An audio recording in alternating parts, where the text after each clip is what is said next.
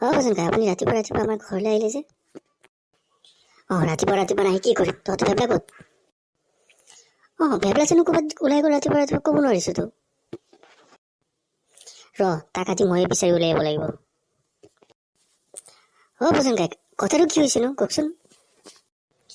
কি ক'ম আৰু, ই ৰাতিপুৱা আমাৰ ঘৰৰ বাগানত গৈ সোমাইছে। পিছে তাক পালে লৈ আনিবচোন আমাৰ ঘৰলৈ। পিছে মই যাওঁ, বিচাৰি উলিয়াব ক'ত আছে ই আজি। এতিয়া ভেবলাক মই ক'ত গৈ বিচাৰোঁ? তাক আজি পালে মই তাক সোধাই নেৰো।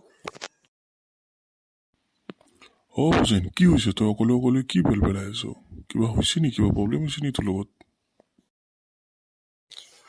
ককাই যাওঁ।